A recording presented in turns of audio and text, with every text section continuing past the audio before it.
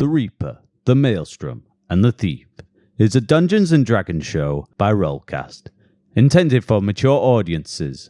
It contains mature themes, strong language, violence, and drug references. Full content warnings can be found on the episode's description. Hello and welcome back to another installment of The Reaper, the Maelstrom, and the Thief. I'm Tom, your DM, and joining me, as always, is our short wizard gnome Dix, portrayed by JB. Yep. Our paragon, cleric of virtue, dragonborn Gregor, played, of course, by Coogan. Yo. And our dubiously human Ezador, played, of course, by Gaz. What up? Down with the kids. It's whack. Hello, fellow youths. Mint. As you can tell, this session is going to be banging. Oh, yeah. I believe that's the term. It is a term, yeah. Probably the wrong term, but nonetheless, guys, I've been presenting you with numerous questions over the last couple of sessions, and I certainly have many, many more in the future for you all. However, it's a nice little change of format. I thought rather than me asking you a question that I may have asked before in the same theme of one that I've asked before, I'd like each of you just to give me a fact about your characters. It can be literally any fact at all. It can be, your age, where you were born, when you were born, family, first crush, first murder, favourite food, anything along those lines. So, let's start with Gregor. Because Coogan, you've inhabited Gregor the longest. Your character's been around the longest compared to, obviously, Dix and Ezador, so I feel like you've probably got a bit more of a feel for him. Yeah, I would say so. I mean, he's been a very good character to me, so it's quite nice actually playing him, and he's actually survived this long. So, I mean, level 6. I'm quite happy with that for my ever first character. So, well, the interesting fact about Gregor is he's a blue dragonborn. I feel like I've allowed you to cop out slightly on this one. I'll accept that fact, but next session, if I'm asking for a fact, I'm gonna put a bit of provisos down here. None of the obvious, what do they look like? Because we've already described it. But I'm gonna let you off on this time. Dix, how about you? Other than the fact that you're a short gnome. Yeah, well, mine was going to be as short as he is, to be honest. He was born in a forest. Any indication as to what the forest is or whereabouts it's located? I might be able to give you a name. Yeah, I'll give you a name. It was the Belitas Forest. There we go. Yes. Why are you two always so secret about your characters? It's like you think of all this complicated story, but then you're like, right, I'm not telling anyone. Nobody's going to know nothing about it. It's not like we've discussed a lot of this with the DM beforehand and stuff, and then just DM's expecting this lovely complicated law. I'm just like that. It's to prevent any contradictions. It's called playing it safe. Oh, perfect. So it was like with Ragnarok. I think we learned nothing about him. The entire time you played him. So about flowers. Funny fact. Ragnarok, the first time we learned something really deep and meaningful about his backstory was one of these questions. But the unfortunate thing is, that very episode, he died. Yeah, it did, didn't it? So, I think I might understand JB being a bit reticent over giving proper backstories now, seeing as the last time he did that, he died. So, very true. right, It's okay. probably a jinx or something like that. I was going to say, we'll pull more out of Dix and out of Gregor in terms of their facts and backstories as we continue this campaign. However, Ezador.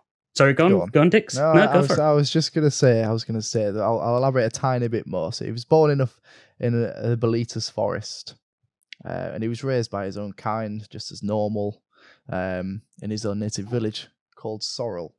There's a little bit more for you. Wonderful. Sorry. Sorry. Very nice. I do have. Where is that? It's lovely this time of year. I do have some further questions regarding the denizens of Belita's Forest, but you know what? We'll touch on that another day. Because I think that's a nice little... Dig. You got it going now, dig. No. We're casting the bait out there and seeing if there's any bites. We'll come back to it later. Yeah, slowly reel it in. Slow bites. Ezador, you are a man of mystery. That much is evident from what we've seen so far. How about a fact from you? Oh. He has blonde hair. He doesn't I'm an have blonde old hair. man. You are, yes. And? Right, okay. Well, I'll try and think. What would you like? I once loved, truly, a woman. Okay, that's a bit more substantial. What happened to her? Or is that too? No. If other people are sharing valuable information, Gregor, I'll divulge some information also. Unfortunately, she passed away and she died. It's always heartbreaking. Yes, I made efforts to see her again. But to no avail, I'm assuming? Well, things happened. Yeah. They were dark times. Well, maybe if we need to, I will ponder those dark times. But right now, there's no need.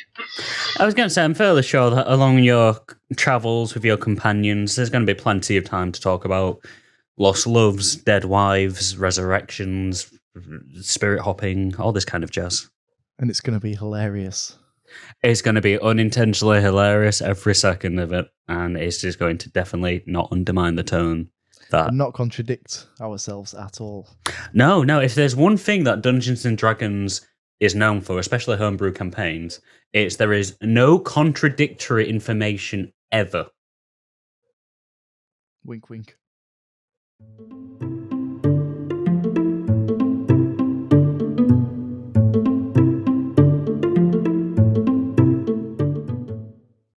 Okay, guys, so the last time we saw you was during the midst of the entire founding festival. Gregor and Dix, you were masquerading as a... I'm not quite sure what you were meant to be masquerading as, a big humanoid type of figure that was called Rooster. We weren't, to be honest. We weren't. I mean, it kind of worked a lot of the time, some of the time, occasionally. But you were directing Ezador to Toby Newden's shop, seeing as you had previously tried and failed to extract any information from him, pretty much screaming the word Merkel multiple times before running out.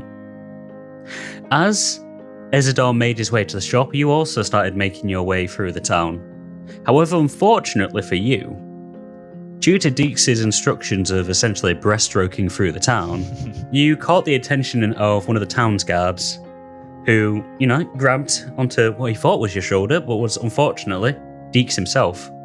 Yanked him straight off, and after a bit of a puzzling couple of minutes for the three of you, you managed to convince the guard that you were actually a performer for the actual festival itself.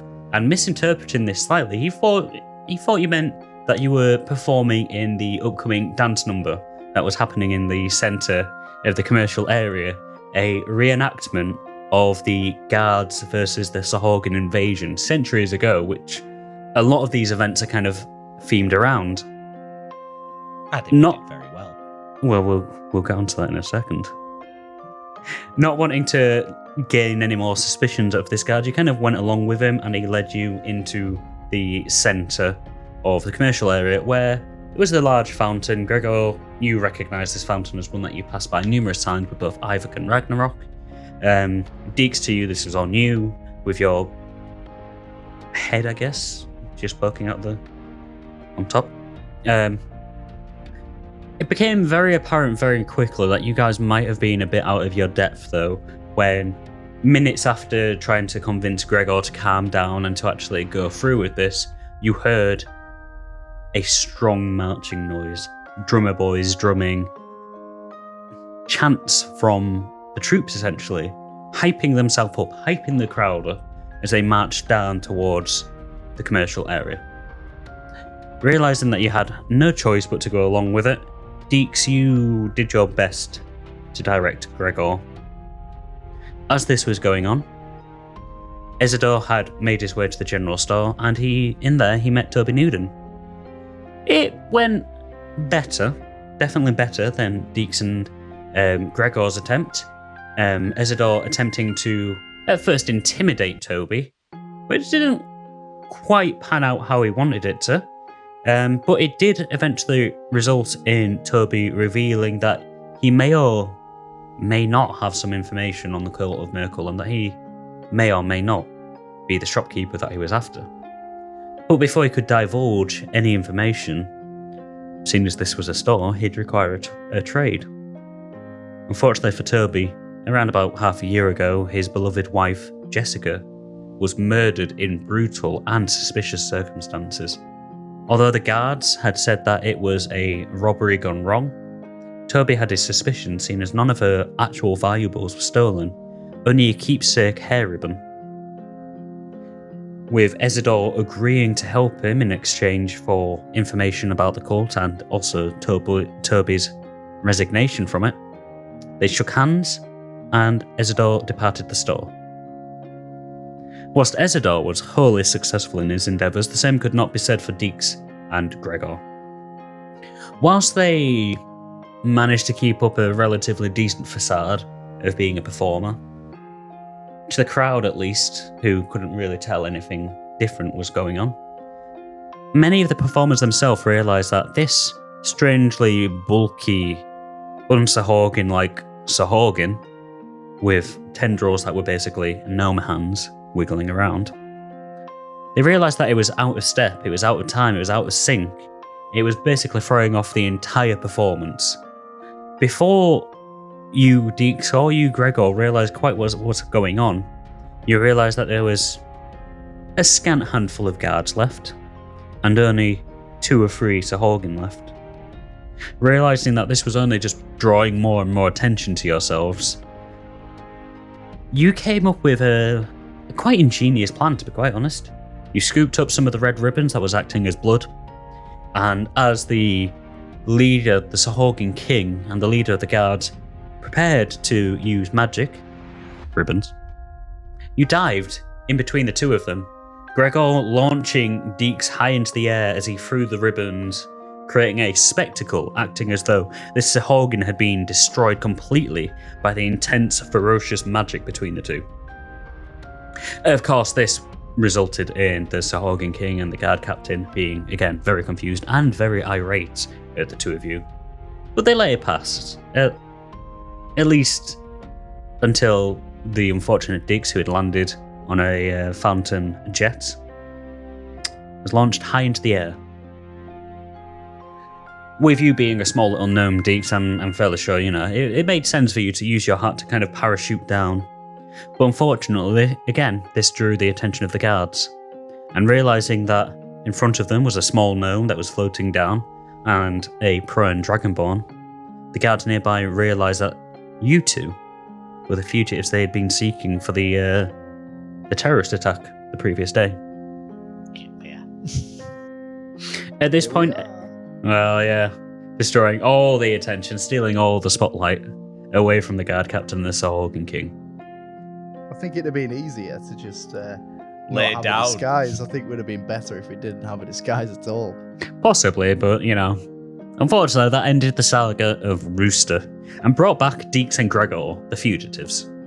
As you guys started running for your lives, Ezador had finally made his way back into the centre of the commercial district, and realising just what was going on, threw himself to the floor as he looks like a very frail old man. It was a good enough route. Tripped up quite a few guards. Frail? I'm as nimble as I ever was. The ruse of being an old guy. Thank you, good sir. You're welcome. Gregor and Dix, you guys managed to book it into the residential area, turn in a corner and being faced with a large iron-wrought set of gates and fences. Starting to panic and realising the guards would be upon you very soon, Gregor, after a few attempts, you launched Dix over the fence. Ezador at this point had joined, and you boosted him over the fence. And then you realised, as the guards were about to round the corner, none of you had actually tried the gate. You reached out, turned it, and with a slow creak, the gate opened. As the three of you tried to find a place to hide, Gregor, unfortunately, you weren't as lucky as Dix or Ezador, who had both found areas within the thicket of forest leading up to an old manor house. So instead you attempted to electrify the gate, which didn't, you attempted to melt the lock, with your electric breath, which didn't pan out how you wanted it to. And of course, because the metal was imbued with electricity, when you placed your hand on the gate to open it, it shocked you a little bit. Unperturbed though, you strolled outside, faced the two guards, and you engaged them in fisticuffs. A surprisingly short and quite brutal battle occurred, wherein you knocked out both guards within 2 attacks each, I would say. Maybe even just 1 attack each. Full of confidence, you then... Yes, it was very impressive. We were all very impressed, definitely. Bolstered by your victory, you went back into the back through the gate and kind of confronted Dix and Ezador about abandoning you, who, to be fair, they had their excuses and their reasoning. At this, you all went up to the manor, realising that you kind of had no choice. You were wanted by the guards. And Gregor, you realised that this was the home of one Amrius Reap. You all knocked on the door, and the butler of the Reaps appeared. You explained that you had business with Amrius, and you lied, saying that you had an appointment with him. The butler then decided that he would go in and inform Mr. Reap of your arrival. 5 minutes passed with no response. So Dix, you then decided to ring the bell again. And after a bit more convincing, and Ezador using his Chaos Charm, you were able to be let inside the Reap Manor itself. Once inside, Amrius greeted you. You informed him about the 2 unconscious guards on his premises, and he instructed his servant, his butler, Bertie, to, you're not quite sure what he instructed him to do. He just said, "The cliffs, sir," and he agreed. So whether or not they are disposed of over the cliffs, left on the cliffs, you're not quite sure. All you know is, those guards are not going to be a problem for you anymore. Not in the slightest. As Amrius ascended up the stairs, he discussed with you the circumstances regarding the cult of Merkel. He explained very briefly that he had been talking with a Mr. Valar Constance, and that he believed that you all had some discussing to do in the study.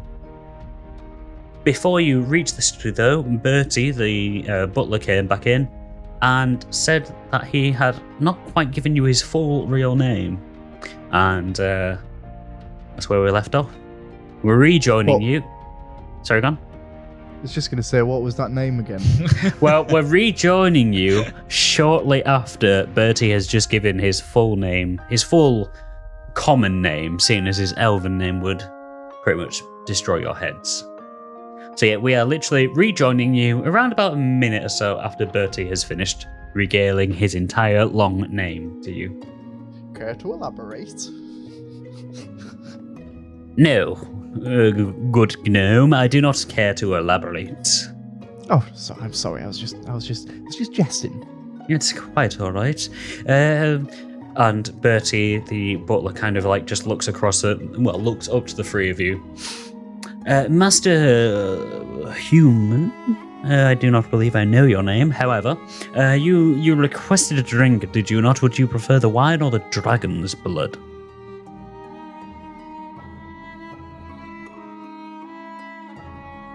Ezador?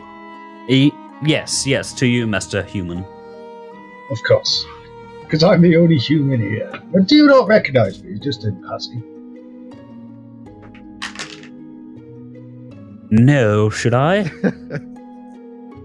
Yes, you should, but not to matter.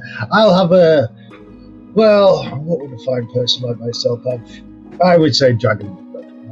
I'm a bit partial to dragons as well. Very good, sir. Very good. I shall return shortly. Would your companions wish for any imbibements? No, indeed, you must ask them themselves for. They have taste buds of their own. He just kind of turns to look at the two of you. I'll have the same. Very good, sir. And how about you, Master Gnome? And possibly some squashed fruit, if you have that at all. Kind of wrinkles his nose at you saying this. I shall see what we have, good sir. Thank you. Any fresh pulp will be ideal. Something to chew on. I shall ask the kitchens if we have any pulp, good sir. With that, he turns on his heels and he walks down this black and white tiled, kind of like checkered tiled floor, kind of like clacking as he does, as he heads down the hallway out of sight. I just turn to... Is Dix still on my shoulder, or are you off? No, I was off because I rang the bell, so I jumped off for that. I just look at Dix on the floor. Dix? What is pulp? No, pulp from the fruit. You know, I don't know if you've ever had... You just eat the fruit. Have you... No. Have you ever had fruit? Oh, yes, of course I have. Yes. Well, I just you know, let's eat say it. if you squeeze some fruit to get the liquid, the juice out. Well, let's just say I like mine a little bit lumpy, i.e. the pulp. Riveting as this is, chaps, I believe we have a conversation that we need to be addressing. Yes. Yeah. Okay. For another time, Gregor. Yes. I'm just climbing up the stairs, just thinking to myself, pulp? Pulp. Are we following Amrius? Yes, yeah. Yes, He's currently walking up this giant spiral, kind of like oak wooden staircase, as it's kind of like leading up one floor. As you're following him, he's not really saying anything. He's remained a bit quiet since he said, you need to talk in the study. You reach one landing. The stairs keep on going up. Amrius continues walking up this spiral staircase. If you want to have a quick look, you can have a very quick look at the landing in front of you. Yeah, I'll have a quick look. Yeah, I want to take Looking at the everything in surroundings, that I yeah. can. Yeah, Can I everyone also just... say, I must say, Amrius, this is a mightily impressive home you have here. Is it all yours? Yes, Ezador, it is. Well, it was me and mine and my wife's before she unfortunately passed away many a year ago now. And he's still walking up the stairs as he's explaining this to you. When we first arrived in Salt Harbor, it was shortly after I finished my initial adventuring days. The manor that you see before you, that you are indeed in at the moment, was not around. In fact, I had to use almost all of the treasures from my adventuring days to purchase the land. And any events, quests, bounties, anything like that, all went towards the construction of this place. Oh, believe me, I'm well aware of the days that this wasn't around. Must have cost you a few coin. Oh, yes, well, not just coin, of course, my dear boy. Coin, favours, materials. Oh, there was many a time. Continuing walking up the stairs, and you've been walking up for about 2 minutes at this point, is solidly walking up. I remember one time a bounty was, it was called for a beholder. And, well, you'll see in a second. And as he says this, you reach, like, the top landing, essentially. The staircase kind of, like, opens out, and there are kind of like 2 banisters on either side, which again just lead out. And in front of you, there is a there is I'm thinking of the word, a deep dark purple, we'll say. I can't remember the actual colour. But a very regal kind of purple carpet right in front of you. And about 5 feet ahead of that is a large double door. Looks to be made out of wood, very highly varnished wood. You would guess it's probably pine or oak. And on either side are 2 lit braziers. Yes, this through here is my study. I must request that the 3 of you take care in there. There are many magical items which, you do not want to be playing about with. If you catch my drift. We won't touch anything. Oh, glorious.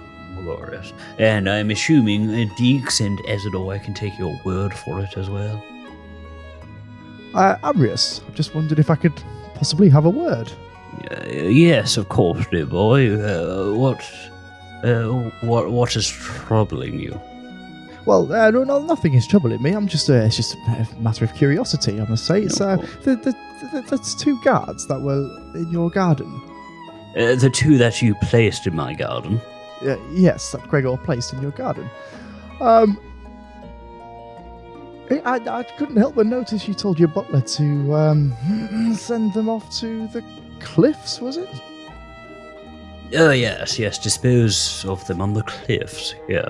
Dispose of them, yes. I'm just possibly trying to get a little bit more information as to what you mean by dispose. Well, dear Dix, it is, how to word this? Hey, don't hold anything back. The town guards are quite often quite corrupt. They are led by a very corrupt being. He is not a very good person, no. And they are known to drink on the job, as it were, as well as partaking of substances such as wormwood and the like, sun drops and whatnot. So, Bertie will move them away from Reap Manor. I don't know if you noticed this, but at the back of my humble abode and surrounding it is a large array of forests. And behind that, if you were to drop someone down, it would not kill them, especially if they're already unconscious. It would do some damage, yes. However, they would land on the top of the cliffs, leading into the Linshore Ocean. So, Bertie is plying, or will be, plying the guards with alcohol in their unconscious forms, dropping them behind onto the cliffs, and then leaving them there. Okay. So it's not as though to say you're pushing them off the cliffs to their certain death. Oh, no, dear Dix, no. However, if they were to wake up in an inebriated state and walk off the edge of the cliff, as it were, well, that would be their own ballywell fault, wouldn't it? Not mine. No, well, I'm just thinking that's all, because it still might be a problem for us, you see. And how is that? Well, it's there were obviously, had something to do with us earlier on. It would be a bit worrying if they was to come stumbling back in and stumble upon us. Yes, why do you think we inebriated them so? Yes, well, either today or tomorrow or the day after. It's... My dear Dix, they have so much alcohol in their systems that it will be remarkable if they can remember the last 2 weeks, never mind the last 24 hours. Yes, I understand the statement. Got a point. I'm just wondering whether that is a guarantee. Well, Dix, if you wish to go catch up to Bertie and dispose of the guards yourself, you are welcome to, of course. However, this is a trick, tactic, I guess, that has been employed ever since Abchar was a rambunctious, tearaway teenager. Yes, It's never bit us before. Well, for one, I am incredibly grateful that you've managed to help us in the burden. I'm sure so does Little Dix. I understand his concerns, but we are grateful. Because I have no intention of going after Bertie, and I have no intention. I was just asking some questions and bringing the caution to the group. Yeah, of course. If any of those two guards did somehow remember enough, well, they will be so inebriated that I do not believe that anyone will pay nary a mind to what they are saying. Very well, very well. Let's proceed with our meeting. Fantastic. Okay. With that, he kind of turns, puts both his hands onto like these large golden handles on both doors, just as he pushes them open. As the doors swing inwards, he walks in. Do you follow in? Mm-hmm.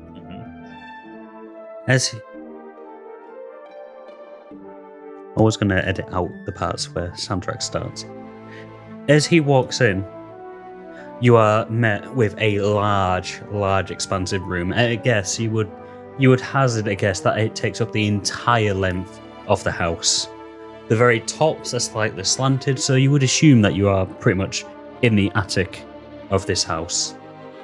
The flooring itself is all just basically wooden floorboards, but polished to an inch of their life. There is a very dark sheen to all of them. Covering the entire centre of it is a large multicoloured rug that, as you approach it, seems to change hues and colours and shades at random intervals. On either side are multiple very large bookcases, each of them straining under the sheer amount of books that are there. There are numerous chandeliers hung from this curved alcove, each of them starting to just light up as Amrius walks underneath them. Directly in the centre where the rug is, on top of it, are numerous pedestals, each of them holding different items that are just kind of casually floating up and down. In one of them, there is a golden skull. In another, there is it kind of almost looks like a Centurion-style helmet, similar to the one that the guards captain was wearing in the dance number. There is a sword with a hilt, but the blade of it is broken and shattered. But the shattered remnants of the blade just float up and down on this pedestal. There are numerous others as well as you pass by, but you don't really pay too much mind to them. You're just kind of shuffling in and out. Pressed against the backs of the walls are numerous chests. There are mannequins covered in what looks to be very expensive, but also very worn armour. As Amrius continues walking and more as the chandeliers above light, you notice that he's walking towards a very large, curved oval-style desk. You're not sure what wood it's made out of, but it looks very expensive. It looks very, very heavy. As you approach it more, you can see that the sides of it and the front of it is inlaid with multiple flecks of gold and of another odd material that you can't quite place your finger on. Kind of silvery, white, wispy kind of material flowing through it. As he walks towards the desk, he places his hand and runs along. The desk itself kind of hums, and the light, all of the chandeliers dim slightly. He walks behind the desk and he sits down in a very large, very plush, quite comfy looking leather high-backed seat. He points towards the front of the desk, and as he does, you see that the runes on his arm, which spread up towards his face, glow, and with a poof, poof, poof, 3 more high-backed, comfy leather seats appear in front of you. Why? Just the new I mine. thought you can't use magic in Salt Harbor. Oh, well, yes, one normally can't. However, and he kind of gestures to his left, and you see a big globe showing all of the Earthlock. It is, so kind of like the frame of it looks to be made out of gold of some sort. And the actual globe itself, you're not sure what it's made out of, but it's kind of like got almost like a yellow amber sheen to it. Yes, well, if you would care to take a bit of a look in the, in the globe, we'll see if you can understand what is going on in this room. We'll try out your deduction skills before we embark any further into the digression of the cult. Okay, I'm going to have a look. One at a time, please, guys. I'll go and take a look. And Gregor, were you also taking a look? Yes, I'm going to go. You both kind of bump into each other saying that you're going to go take a look. But you kind of scrabble to your feet quite easily. Oh, sorry, Dix. Nah, mighty fine. Amrius, is this something to negate the new mind crystal?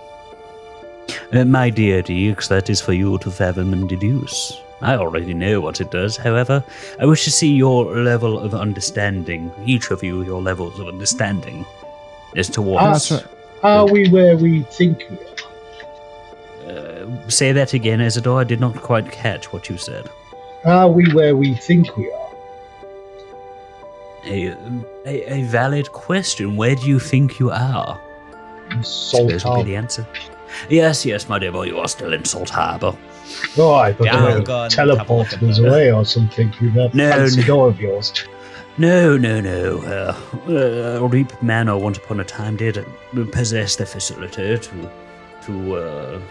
disappear and reappear at will in the various locations. However, you may have noticed it has been in a state of disrepair for quite some time, and that function is currently locked off, as it were. Needs more progress before it unlocks, as such. Dix, I believe that you were looking at something, were you not? Yes. Just give me a second. I'm gonna have a proper look around. See if I can recognise any of it, whether it's magical or a physical form of something. See if I recognise it. Give them time; they'll get it. I mean, of course, I already know, but I'll leave it to my trusty companions. Very well, Ezador. I trust that you will all understand potentially when all is revealed. Kind of raises an eyebrow at you. He's now got his feet on his expensive desk, just kind of leaning back slightly, just kind of taking in the scene as you are all trying to investigate why magic is allowed. I take a look at Amrius and just give him a and then I look at the globe again. And can I inspect the globe? You can. Roll me a perception check, please. Just if you're just generally having a visual inspection. Yeah, that's what I was doing as well, trying to investigate. Both of you can roll me a perception check then, please. If it's just a visual check, then yes, roll me a perception. Amrius, am I allowed to touch? Yes, please go ahead. Go ahead. I know I said not to touch various things, but that globe you can touch freely. Okay, I'd like a physical inspection then. Okay. Suppose that's still perception, I would think. I got a 9 on that. You've got a 9, you say? Okay, let's wait for Dix's as well. 7.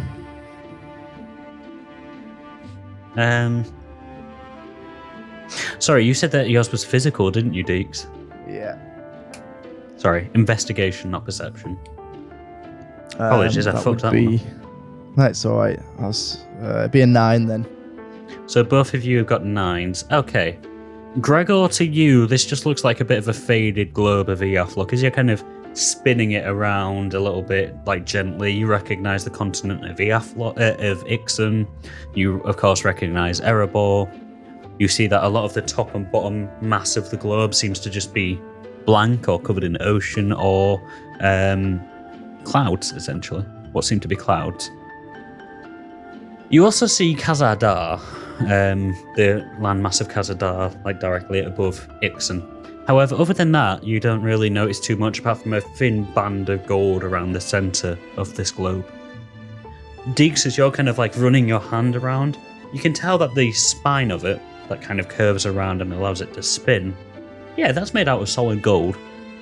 The actual globe itself seems to be made out of a mix of amber and wood.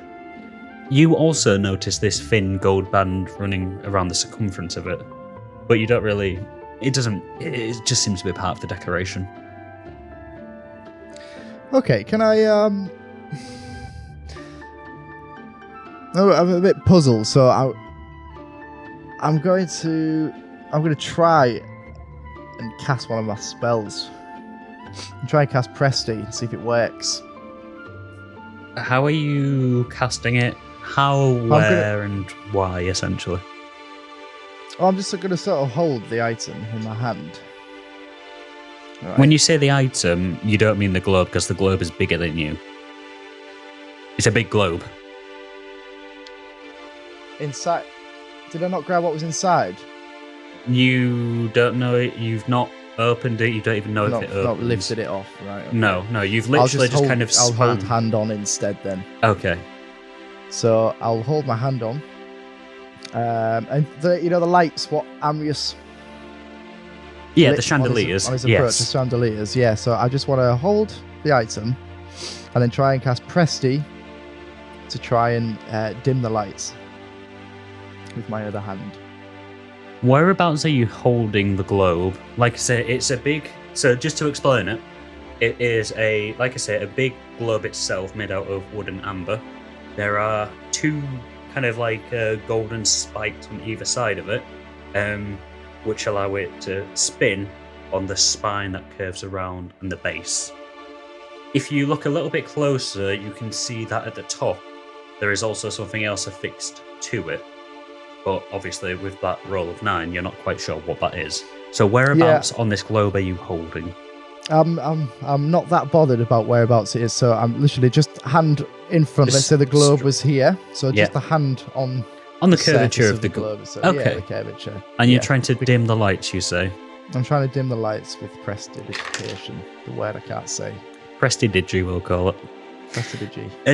If your hand is rested on it and you're trying to cast Prestidigi, the lights start flickering and glowing a bit dimmer and then lighting up and then glowing. You're like just flickering a little bit. It is allowing you to use magic, but it's not quite as strong as you're normally able to. Yeah. This is fascinating, Amrius. It does allow you to do magic. I just see a globe and I'll just give it a big spin. Roll me a strength check.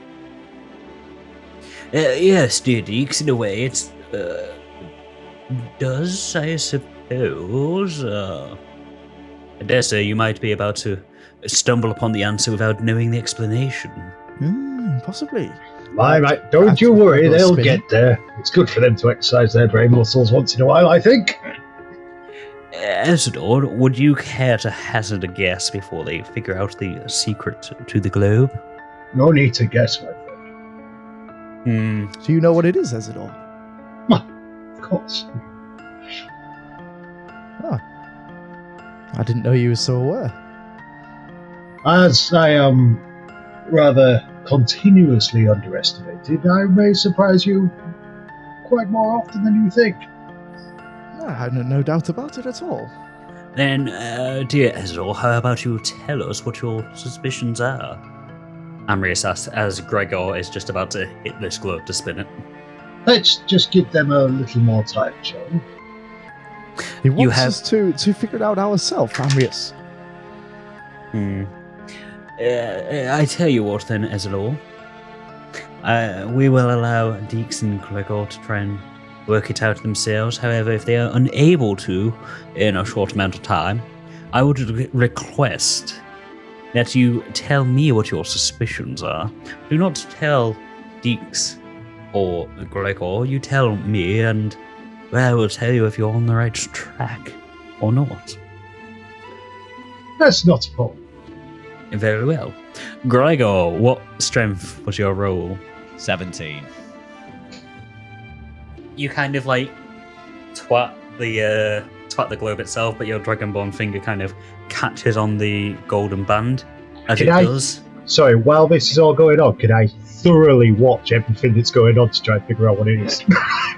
Okay, as this is happening, roll me a perception check, please.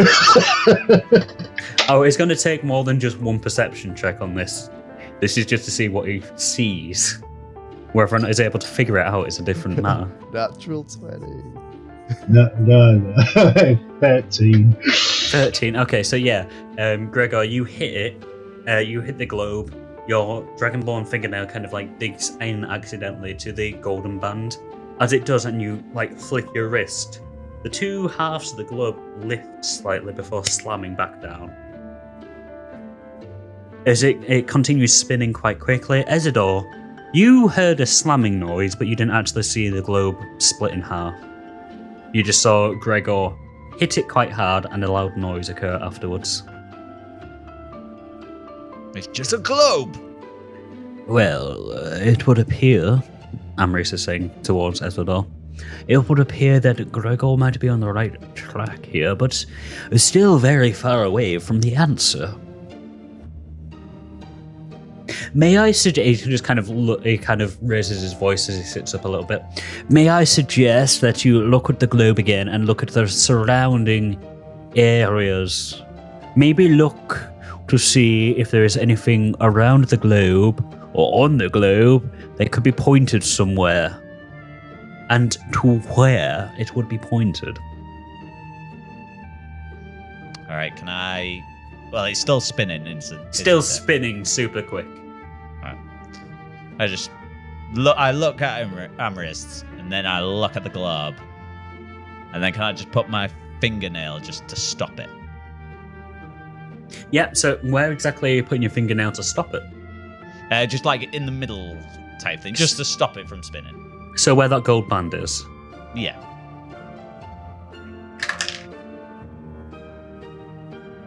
As you hold your fingernail and it's spinning around quickly, it hits into the gold and there's a horrifying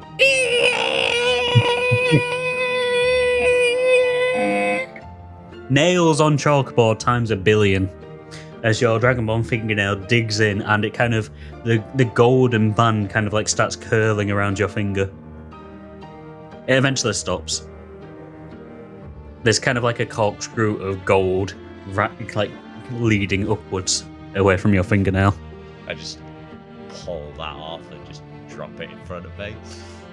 And then I look at the Amrius's nose flares.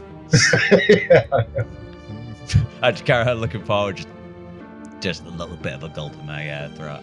Can I look at the islands a bit closer? You can roll me an investigation check.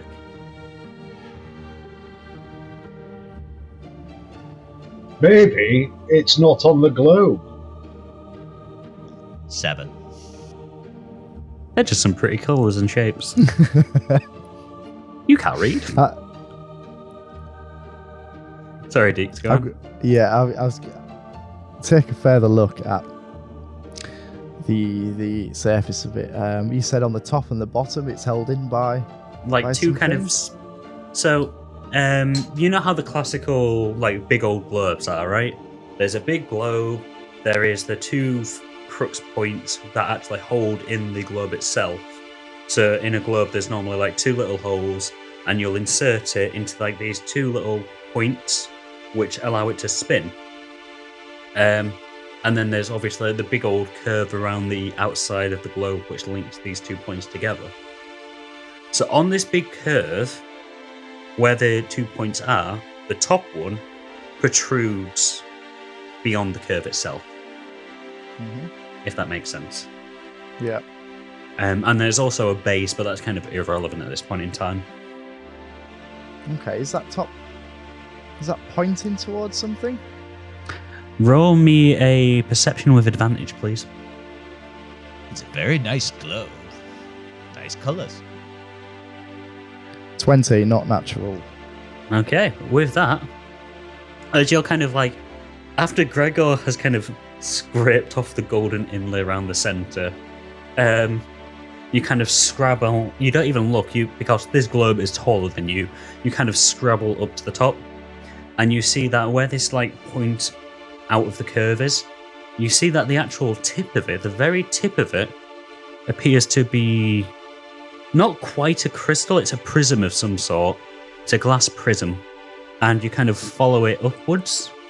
And as your gaze follows upwards, you see that it is pointing directly at a small chunk of a pink Numine crystal.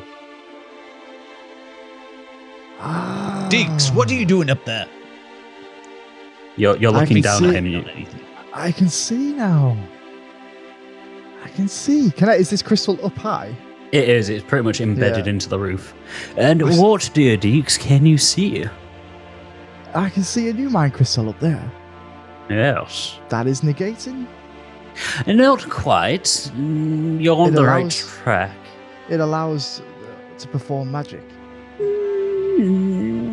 You're on the right track. Let me give you a hint. This facet of Numine crystals, this attribute of them, is not well known to most people. Only scholars such as myself, or crystal keepers, such as Ezador and his apprentice Vex, of course, they would know this attribute. However, if you have one Numine crystal, a large one, such as the one at the top of the crystal tower, and you broke a piece off of it, you would believe that the two are now two separate entities, would you not? I don't know if the... Well, similar to... Well, that's good. You will be able to wrap your mind around this a lot easier then, seeing as most people, I normally use the example of a pencil. He says, picking up a pencil. If you snap it, they are no longer linked, are they? But with a Numine crystal, imagine, if you will, that these two, he kind of holds up the pencils towards you. Imagine that these two are two separate Numine crystals. Despite being pulled apart, his runes glow again, and a very brief, very thin, kind of like bright white light joins the two of the pencils together, the two ends of the pencils together. Despite being torn asunder, split apart, they are still linked. So what happens to one part of the crystal will happen to another. So are you trying to tell us that if you split these rocks, they both have power? Yes. I believe, Gregor, you already know that, seeing as I do believe I witnessed Ragnarok, I believe, wearing the pink Numine crystal sliver at one point to negate his curse. I was just going to say, off thing, did I know about this? Because I knew them two went off to sort it out, but I don't think I was actually there. You knew about the crystal sliver itself, you don't know about the properties that it shares between, like the base one. Is that what it was? Yes, you see, with it being part of the main Numine crystal from the Crystal Tower, even though a part of it was sliced off, it still retained the same magical attributes. Now tell me, dear boys, if a sliver of it, a chunk of it, retains the same attributes, what do you think happens when it's negated? If one section is negated? Negated? Do you mean as in refracted, like light? Elaborate, please, Ezador. Well, as light goes through a prism, it'll bend. No, I don't mean that, I'm afraid. No, I know you don't, but I just... yeah. Carry on. Essentially, I will give you a final clue on this.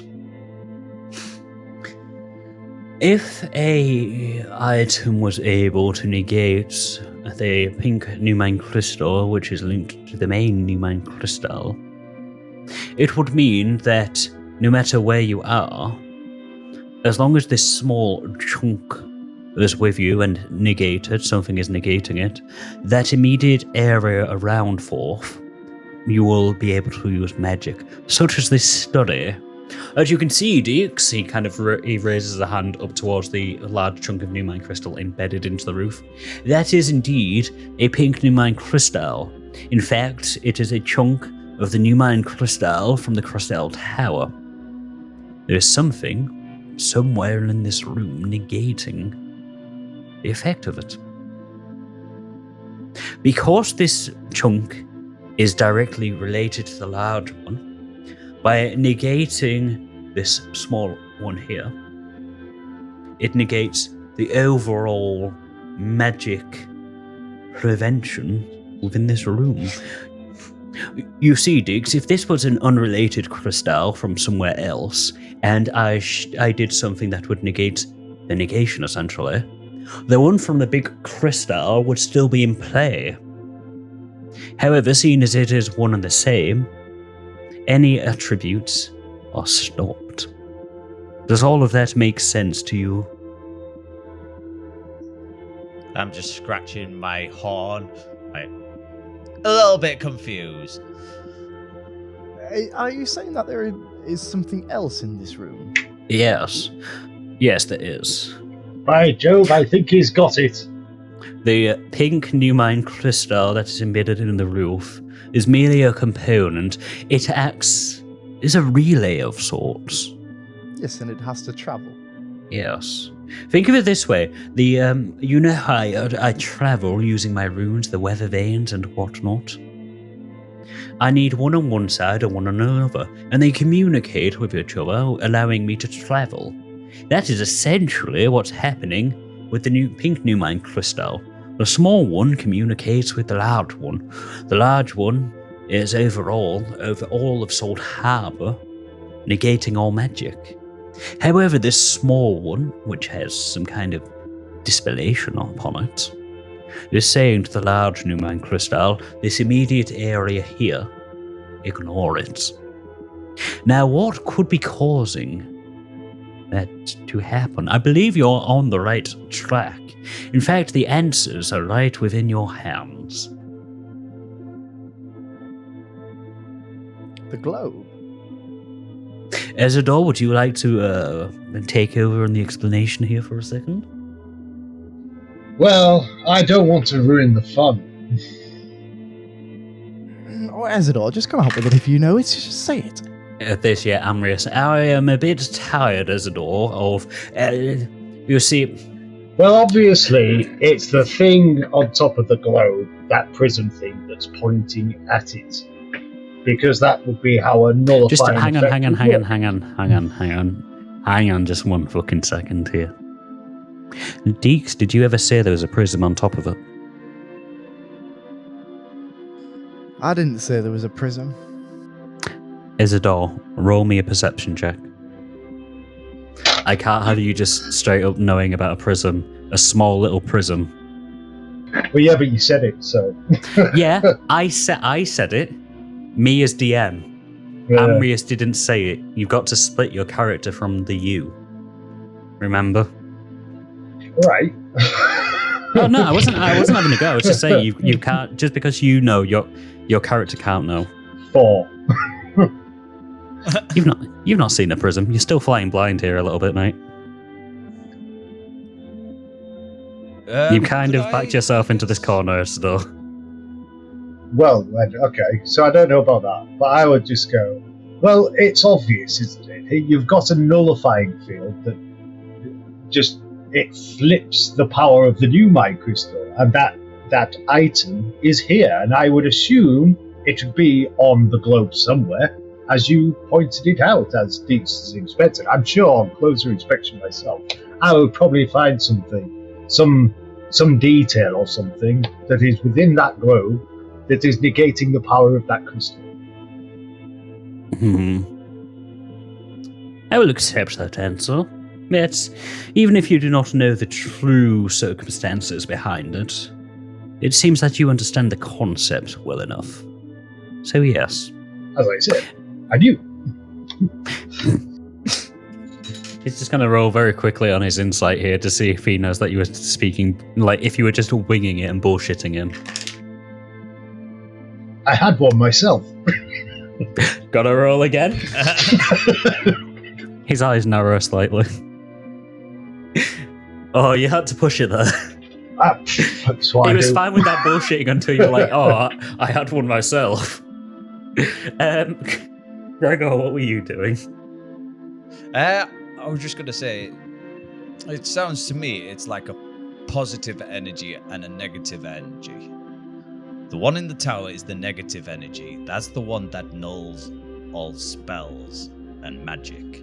But the one you have seems to be a positive energy that lets you cast magic.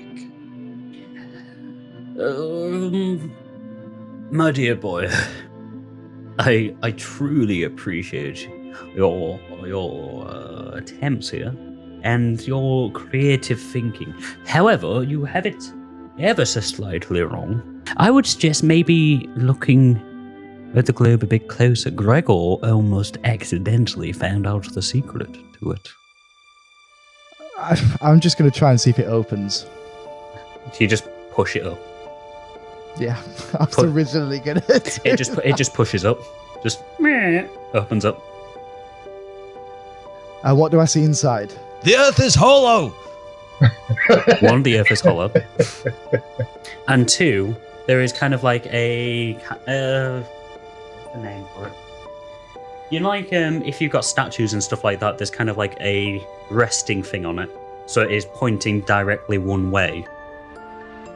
Yeah. That makes sense. There's a stand, essentially, in the middle of the globe. And on the stand is an eye. A very large, bulbous eye, which glows red. Roll me Sorry, go on. I was just going to say, roll me an Arcana check, please.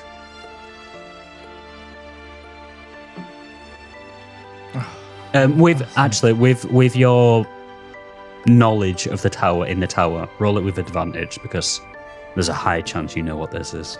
I've got proficiency in it as well. Yeah, Can I have a look in as well? Yes, you can look as well. Unfortunately, just normal for you because you don't have all of this random magic knowledge. I was going to say Arcana. Arcana, yes, please. 16 for me. 16? Yeah. Well, it's better than Josh. 16. Both of you have the 16. Both of you are kind of peering into the globe. You look down. You do your best not to disturb it at all before you kind of shut it slowly, Dix knowing exactly what this is. You both look to each other. That's a beholder eye. Now I see. You do know what that is, don't you, Dix? Yes, of course. It's a beholder's It's a beholder's eye. Yes, well, I am quite impressed that the two of you noticed what it is. I would, well, there is a side of me which wishes to make a pun about the eye of the beholder, but I will refrain from that. You do know what some of the magical properties of a beholder eye are, don't you? Yes, if you would like to elaborate. Anti-magic cone. Yes. So, would you now like to hazard a guess as to why that beholder's eye is angled as such, why there is a prism at the top, and why it is pointing at a new mine crystal? Well, it is a similar thing as to what I just said earlier. Or Not What quite. I thought the prism was, right? it's because quite. it's looking at the prism that's reflecting the D-spell magic around this room. Close. Very, very close. The prism concentrates. One side would concentrate, the other side would refract. If it shone into the sides, it would reflect. Shining directly into the top of the prism concentrates it towards the new mine crystal. With the anti-magic nullification ray pointing into this prism, and focusing it directly upwards towards the new mine crystal, what do you think happens? Are you changing it? Are you making it so you can use magic? Yes, essentially, yes. The concentration of the anti-magic ray from the beholder's eye concentrates onto the new mine crystal. The new mine crystal is negated. Because it is directly linked to the one in the tower, it negates that one in this area as well. As I said, if this was just a random pink new mine crystal, then what is happening with the other one would not be affected. Because, unfortunately, the beholder's anti-magic ray is not as strong as a black new mine crystal. A black new mine crystal can stop any effect of any new mine crystal. A beholder's eye can only prevent magic. A new mine crystal is inherently magic. So by concentrating it and linking it to the one in the main tower, I'm able to use magic in this specific room. That all makes sense. I wouldn't have got that in a million years. I mean, I gave enough clues, I believed, but nonetheless, you have now solved the mystery of the crystal. Congratulations, you can cast magic in this room.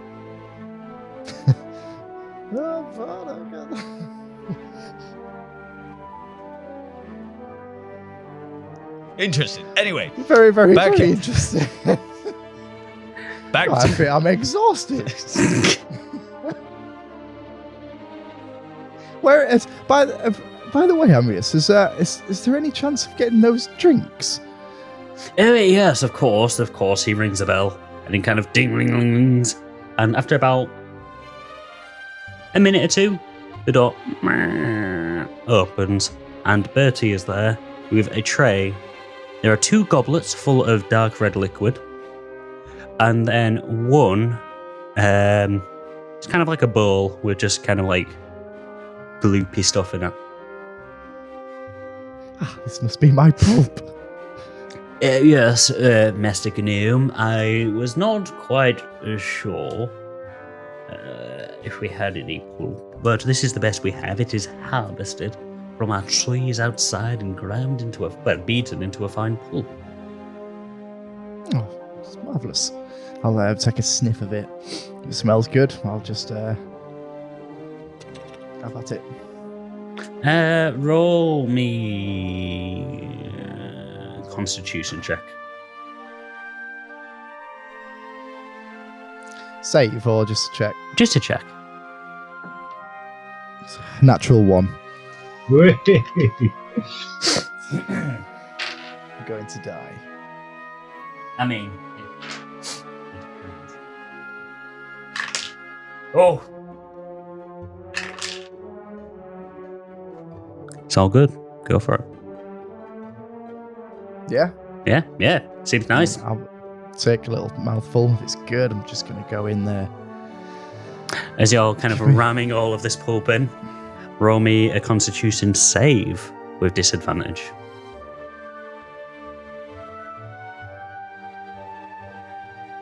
I'll just grab my drink. Oh, I rolled 2 16s.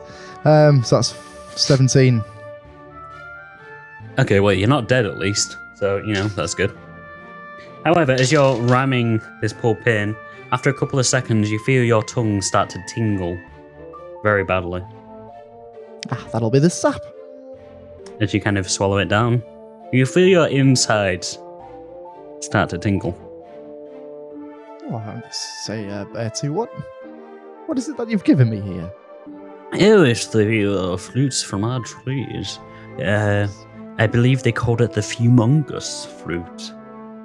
Fumongous? Well, at least it's not an elm. Roll me a nature check with advantage, please. I know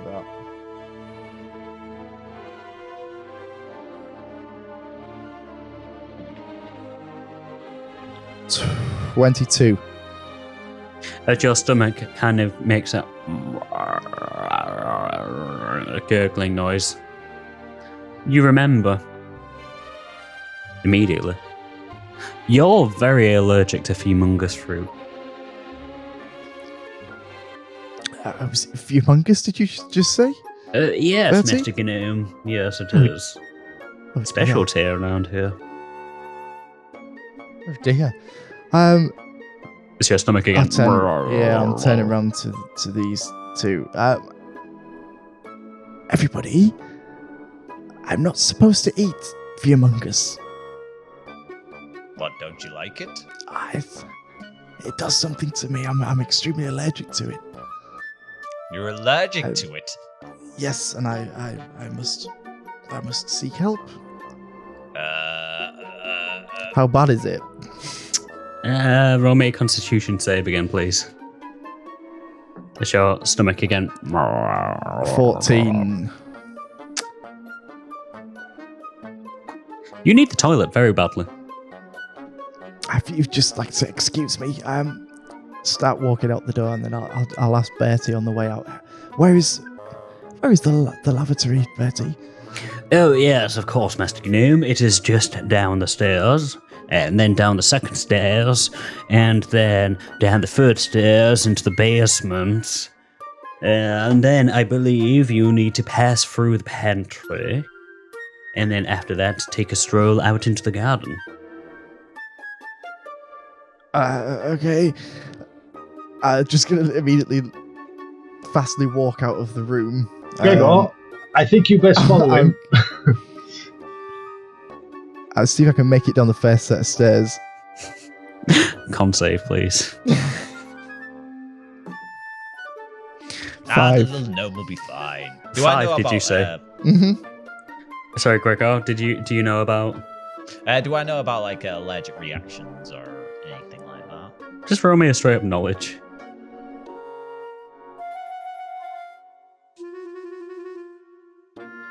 We don't have knowledge. Intelligence. I'm fairly sure at this point in the game, you guys know if I say knowledge, I mean intelligence. We do 9. now. Yeah, I've fucked up the intelligence / knowledge stuff enough times. Yeah, roll me an intelligence, please. 9. You know that people can be allergic to stuff, but having never been having an allergic reaction to anything, you don't quite know what it means. Yeah, he'll be fine, I think. It's not like he's gonna die or anything. Dix, what did you get? 5. As you're walking down the stairs, the movement of going up and down, it's generating more stuff again. Do I need to go, like, now? You desperately need to go. I'm just going to find the nearest room, then.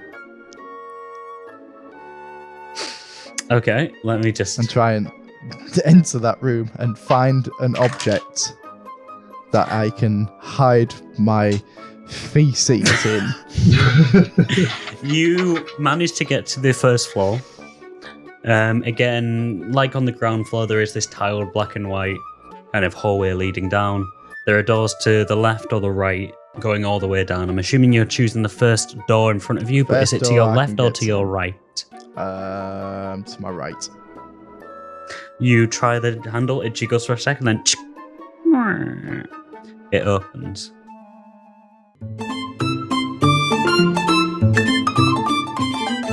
Okay, so guys, we are currently in Amrius's office still after Dix has made a quick escape down the first set of stairs into the first floor. Unfortunately, Dix was not able to quite hold himself quite well, so he just darted off into another room.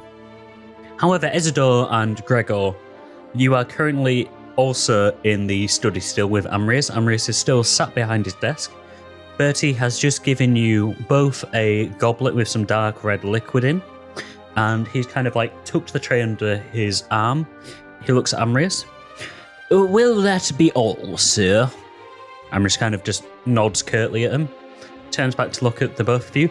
And yourselves, sirs, will that be all that is required?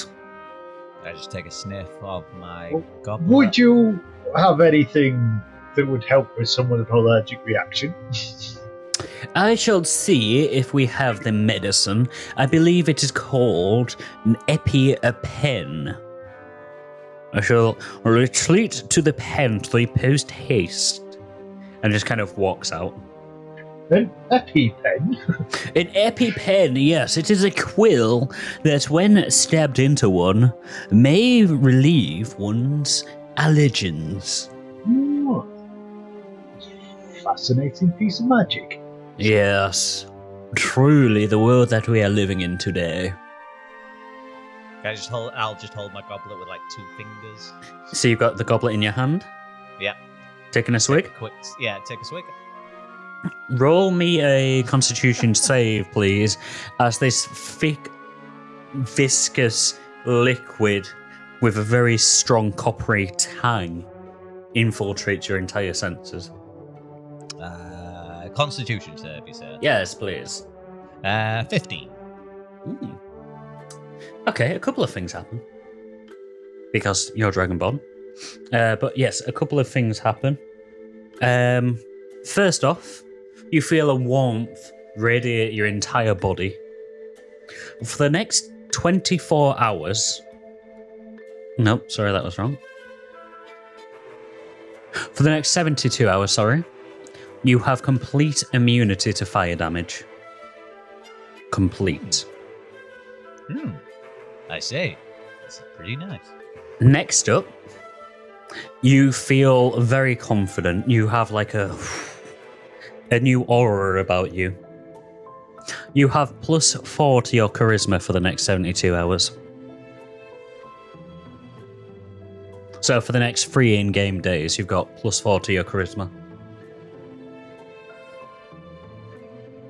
And then finally, because you're a Dragonborn who's just dragon's blood, you've unlocked the cannibalism perk.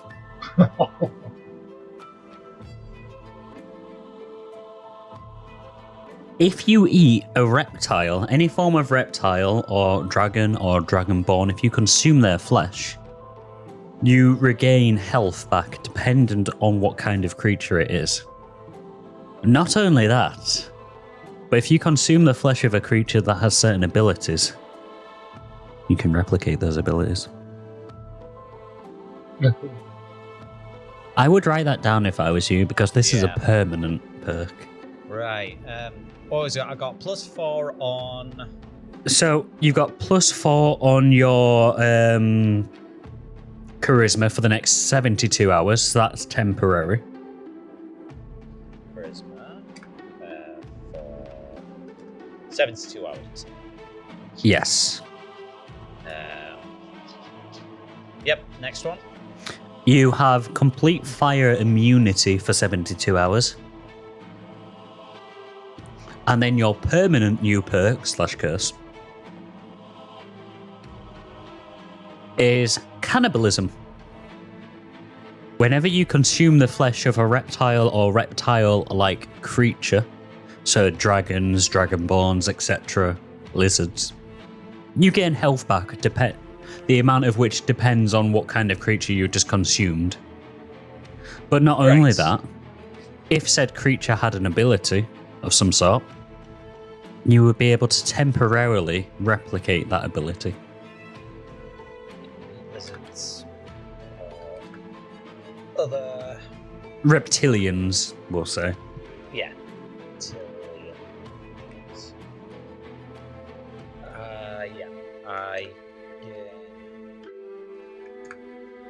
How much health was it?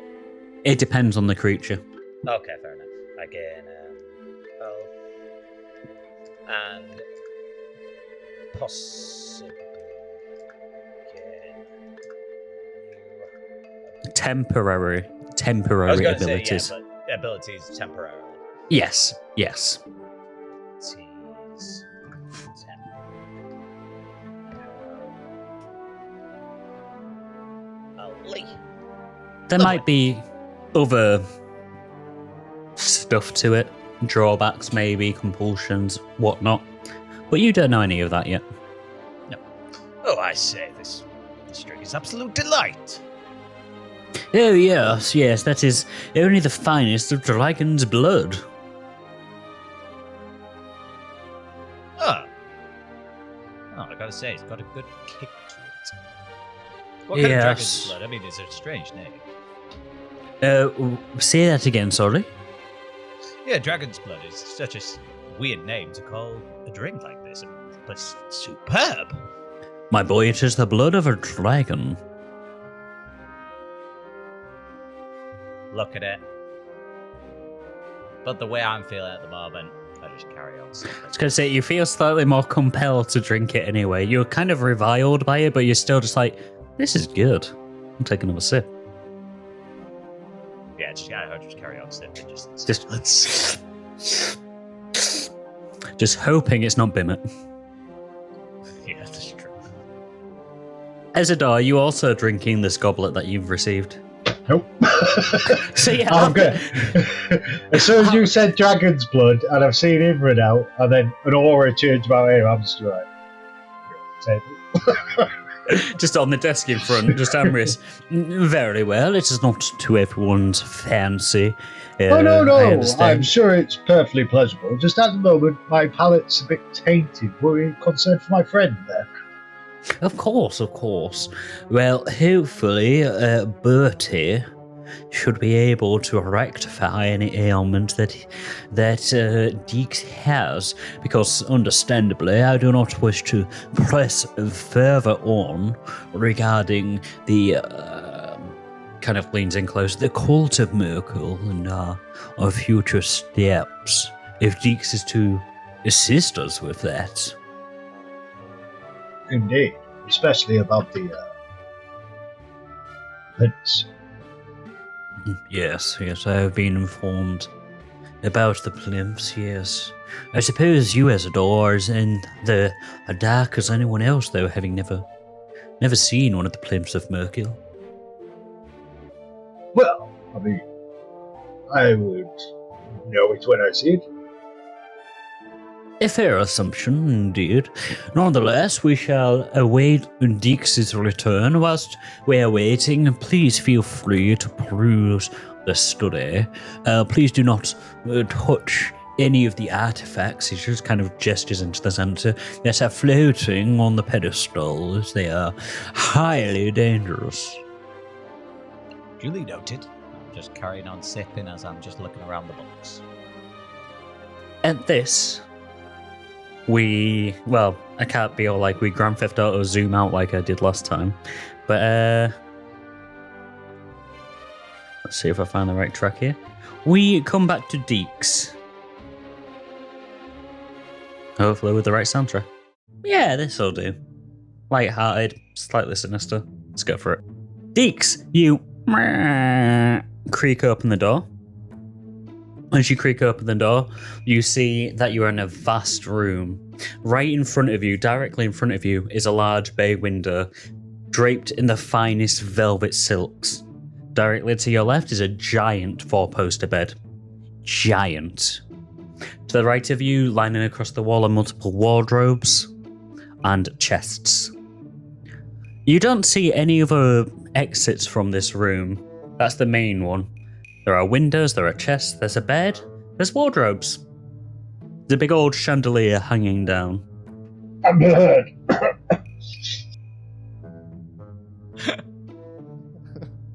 There is another side wall to the northeast southwest, but the bed is blocking most of it off. I'm gonna run straight to the wardrobe. So you dash towards the wardrobe. What do you do? I will open the doors. Yeah, Doors are open? Get in and I'm going to. Is the clothes hanging? There's quite a lot of clothes hanging, and there's also a lot of very, very fine clothes, like silk, cotton, dragon scales, just folded directly underneath you. You'd wager the whole bed of the. All folded nicely. You'd wager that there's probably about, just on the ones that are folded up, there's probably about 2,000 gold's worth of clothes there. Right. Given how fine these clothes are. I'll quickly run to the chest. Have a look inside the chest.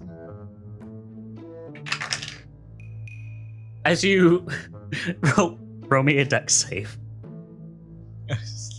Roll me a dex save. He's not going to make it. 9. Hey, it's better. It's better than other ones. As you run towards the chest to open it up, the second you open it up, a large wet tongue licks out, just and the chest slams shut, growing teeth. It doesn't move towards you, but you Run kind of straight back jump to the back. wardrobe. This time now, it's time. I'm running straight back to the wardrobe. I'm going to pick a pile of clothes up and I'm going to move them on top of the others to the left. And I'm going to create a space, a square space that I can get in. I'm going to get in, close the wardrobe doors. I'm going to squat and I'm going to shit.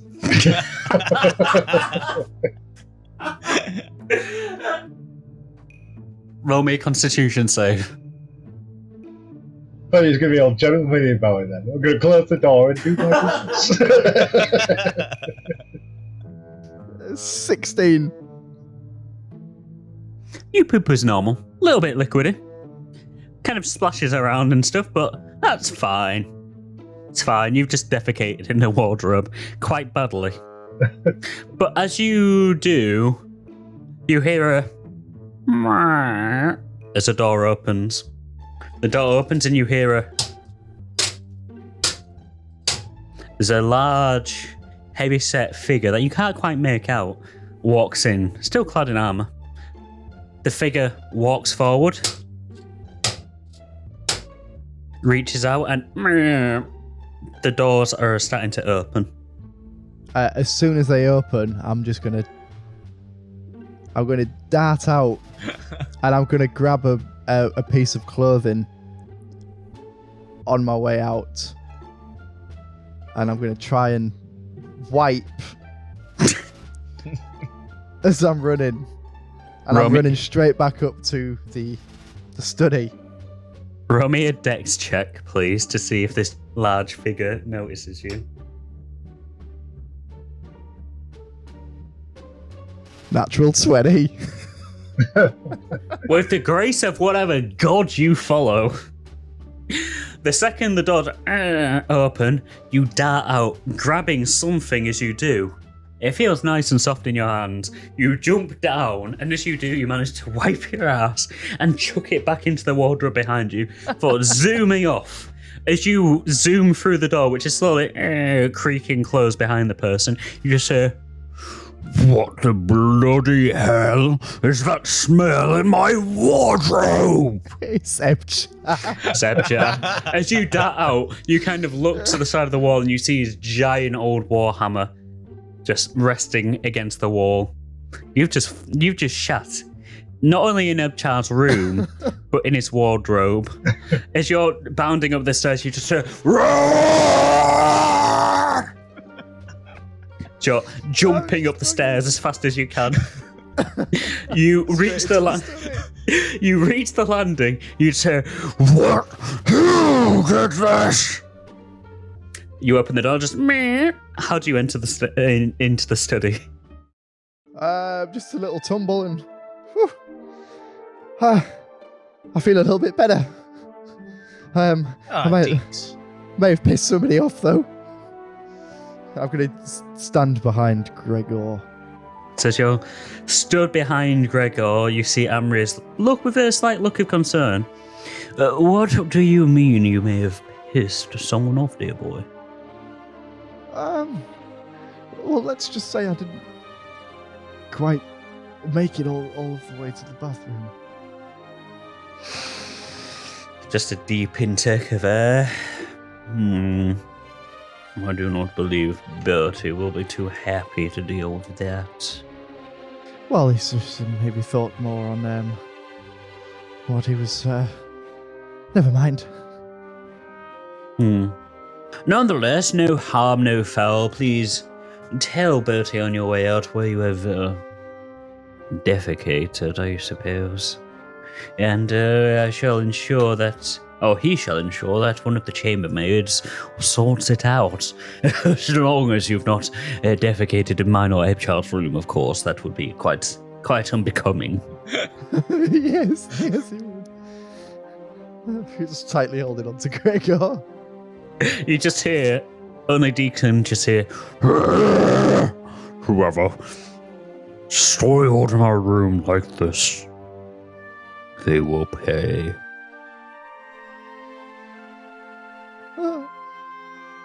As that's happening, Amrius kind of looks across at the three of you. Ezador, you've just handed back your goblet. I'm assuming you just kind of stood around perusing the different shelves and stuff like that. Yeah, I'm looking at the floaty things. Yeah, so not really touching them, but admiring them as such. Gregor, you've kind of got a small little Dix just clinging onto your leg, and Dix, you're pretty much... I haven't noticed because I'm still enjoying my little cup. Just drinking your dragon's blood, and Dix, you're pretty much clinging on like a shitting dog. Yeah. Well, I do not believe that this is the group of heroes that Mr. Constance expected. Nonetheless, this is the group that we have. So please, would the three of you sit down and we can wow, as it were, about the current situation? Of course. Oh, Dix, when do you get here? Why are you clinging onto my leg? I've been here for a while. Have you? Yes. All right. Just carry on walking. I'm guessing Dix is still attached to my leg at this point. Dix, are you still clinging onto his leg? If you're moving, I'm going to climb back up onto your back. All right. Is this the new dynamic for Dix? Gregor is basically his own little pack mule. I could see that working. It's either going to reinforce his hatred and slight racism over gnomes, or it's going to make him realise why he left the Ereborian army. One of two things. Dix, you're clinging onto Gregor's back. Gregor, I'm assuming you're making your way to one of the three chairs that are in front of Amrius. Yes, and in front of the desk. Sit down. Let's have it. As you lean back, Dix, you see that the chair is approaching you very fast. Scurry up further so I can get out of the way of it. You're now sat on top of Gregor's head. That'll do. Just these little gnome legs, Gregor, dangling in front of your face. Just kicking forward every so often. I like being up here. I feel tall. I see what everyone else sees. Ezador, are you making your way over to the seats, or are you still just immersed in the floating objects? Yeah, that's where Amrius has gone, yeah? Yeah, Amrius is currently sat behind the desk waiting for everyone to take their seats. Yes, I will perch on the table in front of my dragon's blood that I'm not drinking. It's just within half an arm's reach away from you. Every so often you're just kind of glancing at it, just ugh. Okay, so for the benefit of everybody here who is not a Gregor, I assume none of you know who Avella Constance is, do you not? Meta, have I had anything to do? Rings a bell, but I would say I'm unfamiliar. Dix, roll me a straight up wisdom check, please. 11. With advantage, sorry, because you're in... Sorry, I keep on forgetting to give you advantage for stuff that you probably should have advantage for, because you're a fucking librarian. You know shit. Still 11. The name rings a bell, but you can't quite fathom where from. You know it's probably a famous person, especially with the way that Amrius has said his name. But other than that, you're not sure why he's famous. Okay. Yes, I have heard of Valar. Maybe you could elaborate a bit more and possibly remind me and ring some bells. Yes, of course. And of course, seeing as Ezador here, I believe you have, as you've described a couple of times now, you have not been in the company of others, or the surface world, as it were, for quite some centuries. So, I will inform you of Valar himself. So, Valar Constance, a half-elf coming from a noble family. However, he distanced himself quite early on from said family after they were quite problematic in many ways, you see. Nonetheless, that is not the point of this part of the story. After he distanced himself, he ended up in the Ixen army for King Lionel. A lot apparently happened during that. Not many people know the true extent. It is said, though, that he was there during the, shortly after the scouring of Scald, after the blizzard of corpses passed through.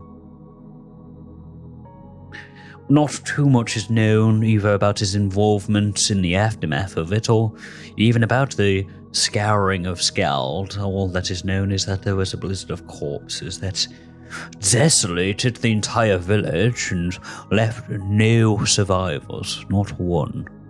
Can I just grip on my chair just a bit? Maybe cutting into it? Hang on. Sorry, one at a time, guys, please. Gregor, I believe you were first, and we'll go on to Ezador. Sorry. All that I'm saying is every time I hear blizzard of corpses, I'm just gripping onto the side of the chairs and just digging my nails in. You're gripping in a little bit. Ezador, you were asking about the size of the army, I believe. I was asking what exactly is the blizzard of corpses. I'll say, is there a blizzard of corpses? Right now I can think this was a massed army of undead. In a sense, yes. You are definitely correct in assuming they are undead. However, an army would suggest there is rank and file, there is stratagem, there is hierarchy. Not many people who have encountered the blizzard of corpses have survived, though those that have describe the undead as rabid, relentless, scrabbling over one another to get living tissue. They're called the Blizzard because they lash out in every which way. There are so many corpses that have been reanimated or moving in one ferocious flurry that all one can describe them as is a blizzard. So yes, you are correct in a way describing them as an army, but it is more like they are an army driven on instinct and ferality. I just take a deep breath, just trying to slow my heart rate down at this point. Are you quite alright, Gregor? You seem to be a bit perturbed by this retelling. Yes, I'm...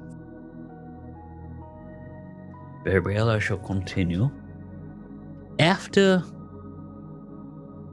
his involvement in the cleanup of Scald, Mr. Valar Constance shortly left the Ixen army, specifically to travel Ixen, and he became a private investigator, a detective as it were. He was incredibly good at his job, solving many an unsolved crime and gaining fame and recognition across the lands. However, his true calling has always been, according to him, to help and service the people of Ixen. So, of course, when King Lionel ascended, the current King Lionel, that is King Lionel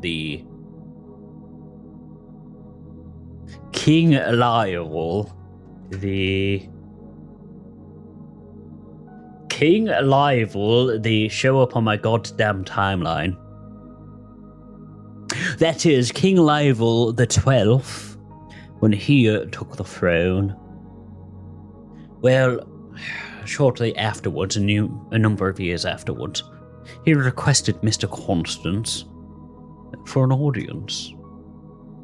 Not much is known about what happened during the audience, except that at the end of it, Mr. Constance, whilst he was still free to roam the lands as a detective, had the official title of Hand of the King. The King's right-hand man, as it were. Now, Mr. Constance has undertaken many, many missions in his time. However, the most pressing of which is his current one, which you, Gregor, dear boy, I believe you are well acquainted with. I believe so, yes. Yes. He has been instructed to look into these reports of massing undead. After my discussion with him the previous night, Mr. Constance has discovered quite a lot about these wandering corpses. They are not all random. They are, in fact, the machinations of Merkel, as you are no doubt not surprised to hear. The plinths. The plinths, indeed. The plinths, dear Ezador, tie Merkel to this realm. If we are to rid ourselves not only of Merkel, but of this oppressive undead scourge across the land, we have to destroy the plinths. And this is what Mr. Constance has tasked dear Gregor here with, finding the plinths and destroying them. For you see, I'm sure Gregor would enunciate further, but they believed that they had found a plinth of Merkel in the Market of Rust, or shortly outside of the Market of Rust. Yes, we did. We managed to find one when I was with my old party. But, dear boy, that was not a plinth of Merkel. Then who is it a plinth?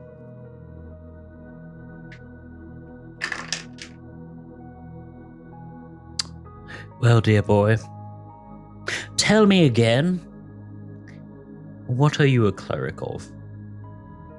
Oh, well, I was a cleric of Talos.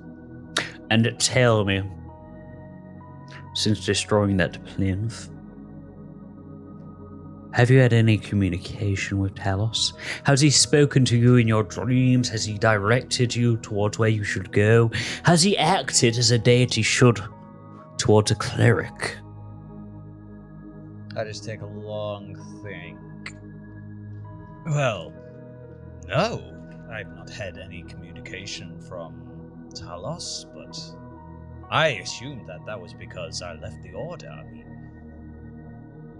well, I did some unspeakable things.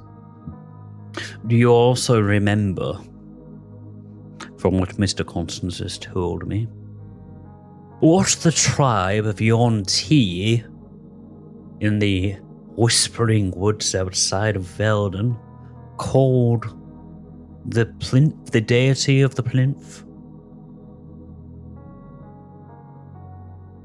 I don't think I ever got a name, I don't think. They called it Arsifatun. Does that ring a bell? Roll wisdom. No, roll history. As you're thinking on this, he continues, of course, that is not quite how the Yonti pronounce it. They pronounce it but translated into common, it translates to Arsivatun. I got 2. You don't remember. Do you know what that name translates to in... My dear boy, considering you have not heard from Talos since you destroyed the plinth, I'm fairly sure you already know, do you not? Has any of Talos's powers that he would bestow upon a cleric worked for you since then? Nay. Every instance of combat I have witnessed you involved in has been your own power, not the power to a deity. Are you saying that because I destroyed that plinth, I destroyed Talos's connection to this world? I'm not sure if you destroyed his only connection. But you destroyed a connection, yes. He is weaker now. That is why he's not communicated with you. You, Gregor, have inadvertently betrayed him. You are no longer a cleric of Talos. I just lean back in my chair, just thinking about what's happened, and all of a sudden a smile just comes on my face. I just start.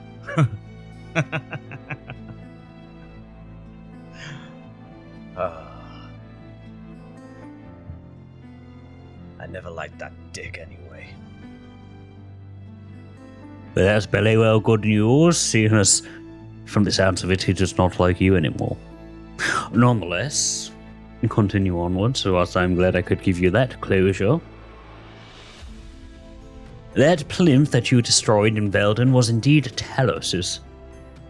However, you must repeat this along with Merkel's.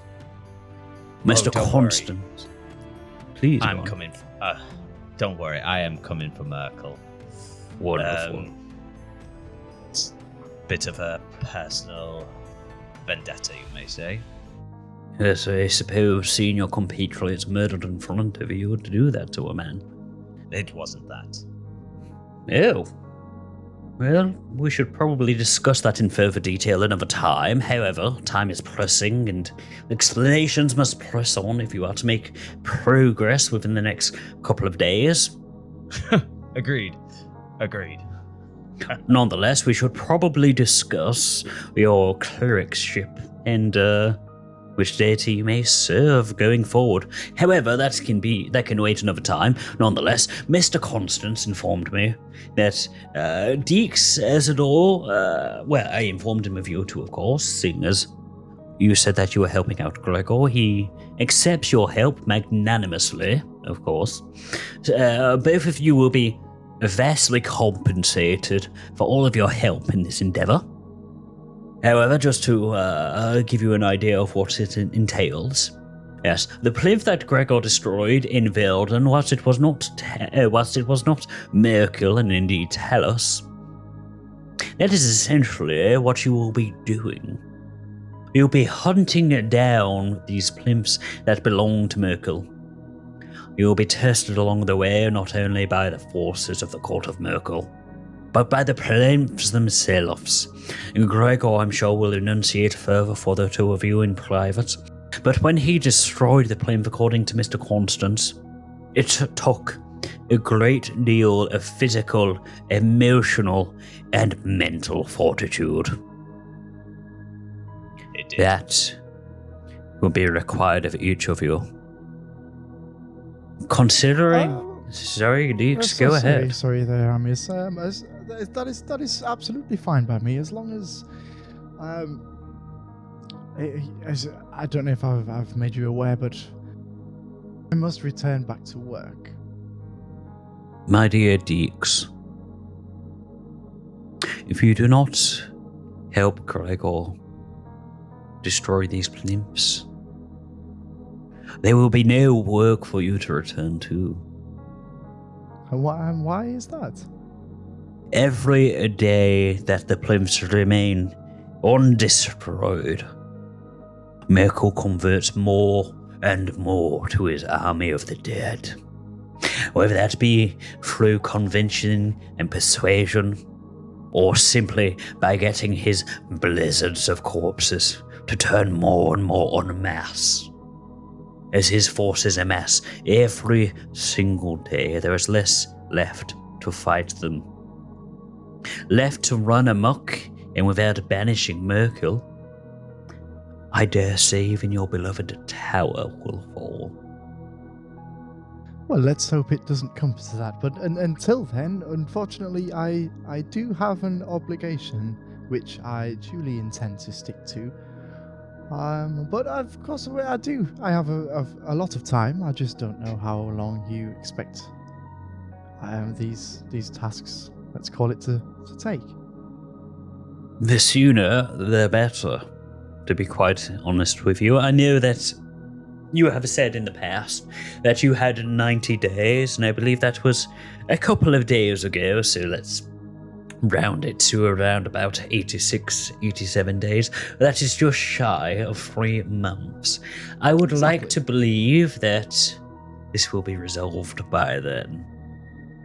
However, if it is not, I understand that you have an obligation, Dix, to your library. But do you not also have an obligation to the people of Ixen and all of Eaflock? I just lean my head back and just like stare at him. Yeah. If you abandon this call to be a hero, Dix, I fear that not only will you regret this one opportunity, but the denizens of your tower shall as well, as they are overrun by the corpses and soldiers of Merkel. Yes, well, like I say, let's hope it doesn't come to that. Very well, let us indeed. We shall cross and or burn that bridge down when it comes to it. I agree. Continuing on there. Mr. Constance, as I say, requires you to destroy the 4 plimps. He believes that he is hot on the trails of one in Velden or the areas around which we have all obviously encountered one or come close to encountering one around this area. I have suspicions as to where it may be. However, after the cult is transported it away, it is only mere suspicions. Instead, I believe our best bet would be to find a cult member and interrogate them. Agreed. Very well. There are 2 further plimps. We have the one here. We have one in Velden. There is a rumoring of a site with, well, around the Belitas forest that has incredibly dark necromantic energy. Which... The Belitas forest? Yes, Dix. Deep within the Belitas forest. Around the... what are the names? The giant mushroom... I think they're called mitochondrians. Or something along those names. Big sentient mushrooms, essentially. There are apparently caverns near them. And they have, telepathically of course, communicated that they are not comfortable and they do not feel safe around said caverns. And if you know anything about myconids. If you know anything about myconids, yes, giant mushroom people. Of course. I don't know if you're aware, but that's where I was born, in the Belitas forest. Oh, so you know all about them then, of course. These big old mushrooms. About the area and the lands of Belitas forest. Yes, of course. Yes. Maybe you can. Do you have any more information on? Unfortunately, where this could be. Unfortunately, not. Only rumorings that the myconids around there do not feel safe in the caves, and obviously, Dix, you well know that myconids like dark, cold, damp environments, so for them not to feel safe in a cave, it is awfully suspicious. Well, it is suspicious, yes, but there are lots of caves. There are, which makes it difficult to find. But that is only the rumorings of the 3rd one. The 4th one, I believe, is the one that you will find the most difficult when it comes to it. Well, you see, there are not even rumorings. There are strong inclination from many of Mr. Constance's agents that the 4th and final plinth resides in the town of Waterdeep, to the north, the very north of Ixen, in the necropolis, the city of the dead.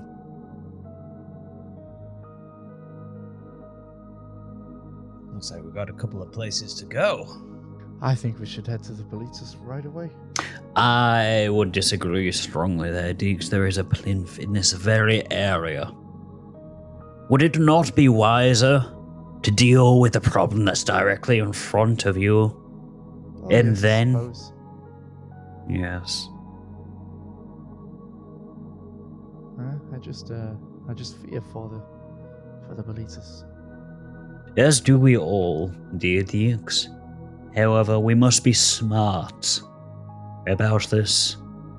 After my discussions with Mr. Constant last night, it is evident that the followers of Merkel and Merkel himself know that there are plots against him. We must strike whilst the iron is hot, as it were, and in quick succession. We shall deal with this plinth in this area, and I shall lend all of my expertise, money, and power to help you three find the other two. And then when the time is right, Gregor, and assuming Mr. Dix and Mr. Ezador, you shall return to Veldon and help Valar destroy the final plinth.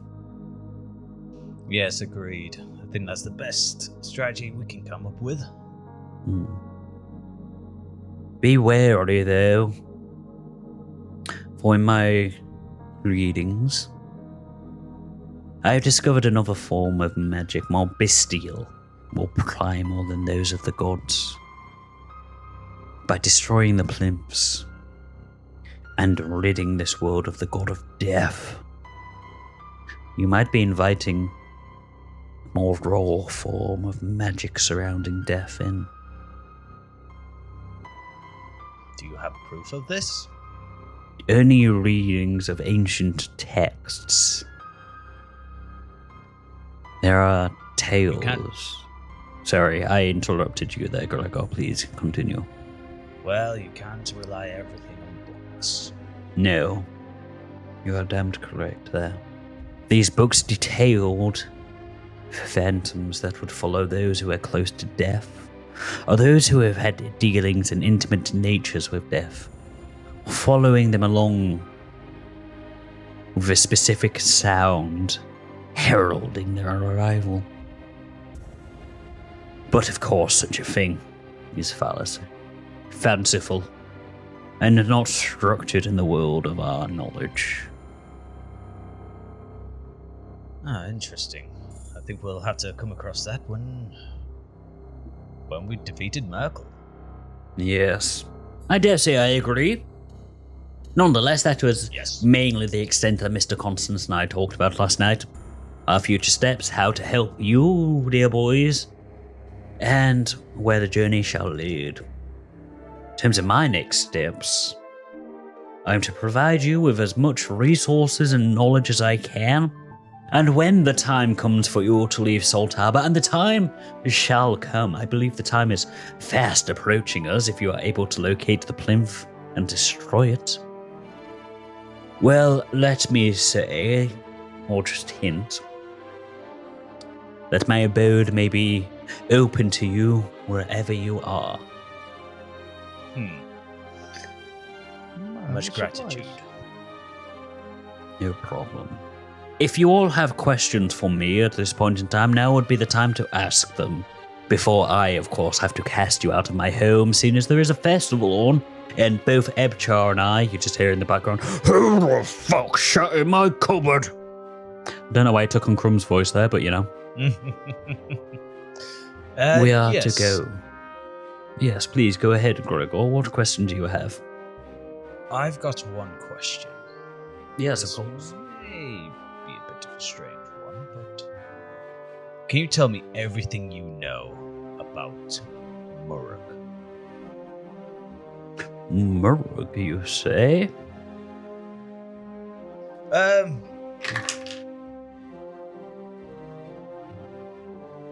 And why, dear boy, would you like to know about that deceased ruffian? I don't believe that he's deceased. There's rumors we've been hearing.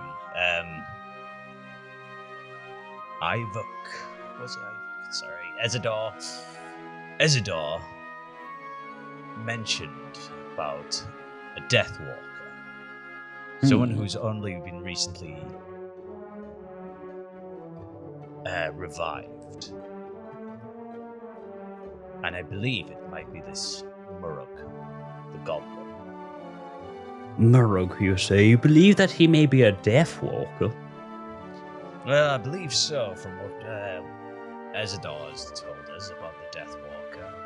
I mean, he's the only one that's been recently got killed. Deceased, yes, I heard about that. And what a fitting thing for a goblin to make a deal with the god of death, for him to come back. Meta, do we know about Morag? You two don't know.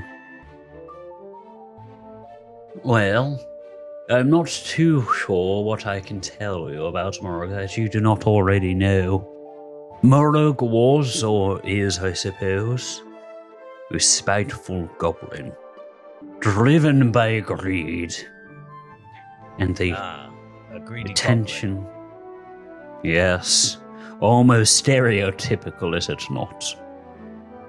But a greedy But- goblin has other hiding places. Yes, indeed. It would appear from his death, or lack thereof, that one of them was obviously the Fighters Guild. I have no clue where his other could be. I would presume if he is indeed alive, it would be at the cult's hideout. What I can tell you about Morag himself is that from my dealings with him and from Ebchar's dealings with him and many others, he is a very crafty and sneaky manipulative being.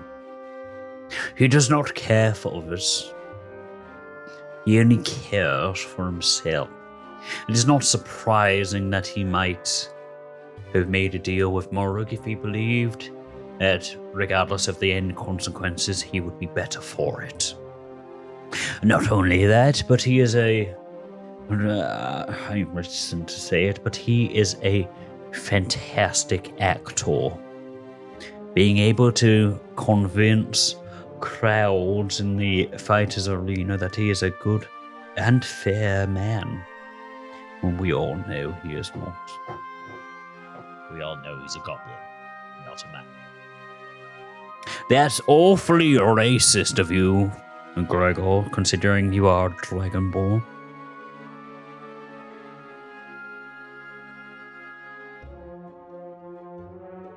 I just continue sipping my... Just slowly, just like... Nonetheless, I do not doubt that Morag is the type of being to literally claw his way back from the dead for revenge. Well- Other than that, I cannot tell you too much. Maybe not, but we have a certain lead that may have actually entwined our destinies into one. Say that again, sorry? We may have a lead that may have entwined our destinies into one. Oh, and what lead might that be, if I may inquire? Well, first, I would need to know how, I assume, with all this lavish architecture that you live in, you are rather well versed with money matters. Yeah, I believe so, yes. Times are a little tighter than they have been, but not to a vast detriment. Well, we've found ourselves a little friend of ours that may have some valuable information for us that could tell us why these types may be here at Salt Harbor. We believe maybe they are here because of the pling. That would make sense. But we have Please to do do go this. Yes, well, we would have to do a tiny favour for this gentleman first. So, what we would need to do, because I'm afraid this poor fellow is being blackmailed. Oh, golly gosh, no. That is never good. No, exactly. This is why I would have taken on this charge anyway, as a matter of honour. Yes. But also to say we're going to get this valuable information that I think will help everyone in this room. I hope we can have your assistance in this. Just kind of sits up a bit more straight and leans forward. Yes, of course, dear boy. Blackmail is never... it is the dishonourable and cowardly way of trying to get information. So, Indeed. of course, this quid quo pro that you have engaged upon, I shall do my best to help with. Oh, fantastic. I'm going to get the account slip out with the account number on it and one of the blackmail letters. Just plonk it down. I put them on the table, and I go, now here is the evidence we are going to get this fellow. I believe that we have his handwriting. I assume would be of importance in banks and money and all that. And we also have the account number. Now, the problem that I'm seeing that we get is that this fellow puts money into this bank account, but we don't know who's taking it out. I wonder, I'm sure the bank isn't going to tell us, because, well, it wouldn't be a reliable bank. I mean, it would be a bank, would it, if they did that? No, you're right. Yes, I wonder, would there be any way we could find out, little short of, well, would you know of any means we would have to be able to find out what fellow is taking money out of this account? Well, dear Ezador, there are a few ways. Obviously, you could try to go into the bank itself and convince a teller. It would be difficult. You would have to be incredibly convincing, and that would not work today of all days, of course, seeing as on the founding festival the bank is, of course, closed. Of course. There are a couple of ways. Would you mind if I take a look at the handwriting, see if I recognize it? I've got plenty of these, please. Is he just looking up? Oh my, he is not an eloquent being, is he? He is very sweary. Nonetheless, one of the vilest. Very vile. Nonetheless, let me throw my dice across the room. Do you do that? It's just the way that I get into focus for checking the letterage. Let me roll something to see if I often throw dice when I collaborate. Let me roll something very quickly, as I also definitely don't try to restart the soundtrack. Let me just roll to see if I reckon. No, not with that. Not with that. Unfortunately, dear boy, I do not recognize this handwriting in the slightest, and I am shocked that you are able to recognize the handwriting. It is garish. Is the person who is... And look at these spellings of the words. They are so incorrect. It makes me wonder if the person who wrote this is even... Well, if they can even write and read and write properly. It's terrible. Not educated sorts. I would assume he would be, otherwise why resort to things such as blackmail? And I know you're motivated in such tests, but may I say, this gentleman is very likely a murderer also, of innocence. And what makes you say that, dear Ezador? Because this is the main reason we would like to find this dangerous being. Female. Very well. Well, let me take a look at this bank slip as well. The letter did not help in much, except knowing that this person probably isn't very well educated. Yes. Other than that, though. But the bank number surely must be up there. We must be able to dig to the truth of that. As you're saying that, he's lifted up the bank slip and he's looking at it carefully. KB. Unfortunately, that doesn't ring a bell, and neither does this account number. It's just kind of lifting up, and you see his eyes widen slightly as he lifts it close towards the chandelier. I say, that is truly interesting. Slams the note down onto the table. There, right there at the very top above the K and B. You see what I see, dear chaps? I just lean in, just looking. There is the faintest markings of a sigil. A signature. Or a sigil. A sigil, yes. Now, I do not expect the three of you to know, seeing as you are, well, essentially tourists in this area.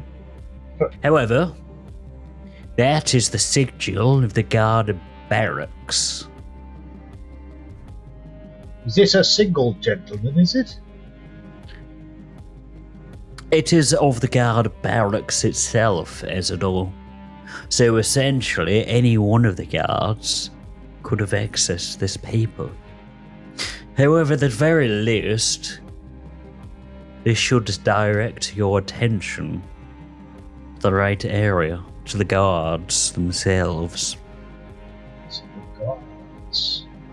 Yes. I would also say that if they have got this stationery, it is most likely from the barracks themselves, for that is where they store a lot of their equipment and stationery and other items. So, in theory, you believe that it would be a guard that would go to these barracks to get the sigil to take out the money. Theoretically, yes. The guard would, No, necessarily. Not quite. Very close, but not quite. The sigil is on top of the paper itself, so it is kind of like a letter mark on the piece of paper that whomever has sent this threat and information to has tried to erase. However, has not quite managed it. You see, every piece of paper within the guard barracks has this sigil at the top of it, so that you know that it is an official decree from the guards. They've taken this piece of paper from the guard barracks, tried to remove the sigil to remove the evidence, yet some of it still remains. But surely the only people who are going to get into the barracks to get such a paper would be a guard. Indeed. I believe that is the first port of call for your investigation as the murder of Toby Newton's wife. Yes. The investigation narrows. I believe we have a course.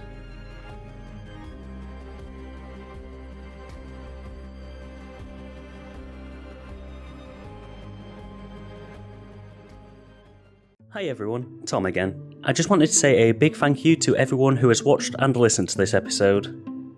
The Reaper, the Maelstrom and the Thief is a homebrew Dungeons & Dragons campaign by RollCast. This episode is featured JB as Dix, Coogan as Gregor the Last, Gareth Ryan as Ezador Calderos, and Tom Crabbe as the DM. Intro, midpoint and outro music were, as usual, provided by JB. Editing and sound mixing was done by Tom Crabbe. As always, a big thank you to the artists that provided the songs that we have used for this session. Their generosity in allowing smaller creators like ourselves to use their music and ambiences is an absolute boon, and it really allows us to inject some character into these sessions. If you like what you've heard in terms of music this session, I highly recommend checking out this episode's description for all the links to the tracks used. But of course, special thanks has to go to Adrian von Ziegler, Alexander Nakarada, Kevin MacLeod, Michael Ghelfi Studios, Scott Buckley, Survival Spheres, and The Seventh Midnight. RollCast is on Facebook, X, and YouTube. You can find us on them all using the handle @CastThatRoll. So if you've watched this on YouTube and you like what we do, why not like the video and drop us a sub? It really helps with the algorithm and it also helps push us out to a much larger audience. We've also got all of our previous episodes up in our Season 1 playlist, so why not go through it, catch up, and give those a like as well. Our social media profiles have information about upcoming episodes, clips from the latest episode, and us just interacting with the larger D&D and podcasting communities as a whole, so look for us out there.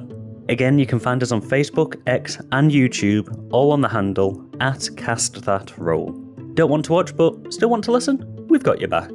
Look for RollCast on Spotify, Amazon Music, Podbean, Good Pods, and all other podcasting platforms. Or alternatively, add our RSS feed so you never miss an episode. If you have listened to this one using your favourite podcasting app, why not drop us a review? It really does help, and it also lets us know what to improve upon for future episodes.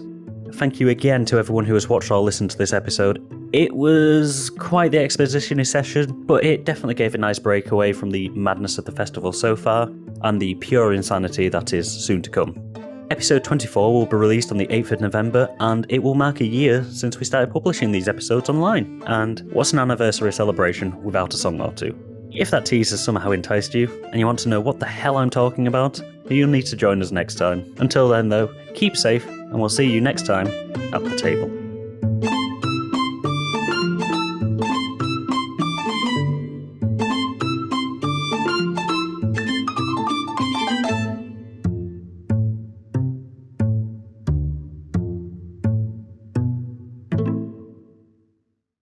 Is this the new dynamic for Dix? Gregor is basically his own little pack mule. I could see that working. It's either going to reinforce his hatred and slight racism over gnomes, or it's going to make him realise why he left the Ereborian army. One of two things. And maybe Dix is just getting a clear shot to the throat. Maybe that's the end of. Maybe that's the end of this campaign. After 5 full chapters of travelling together, you wipe out, Merkel, and then just suddenly. Damn. I got my revenge. You murdered my family, you bitch. That's when I slam you into the flipping floor at that point. Guys, you're meant to be friends at this moment in time, so... Oh, yeah.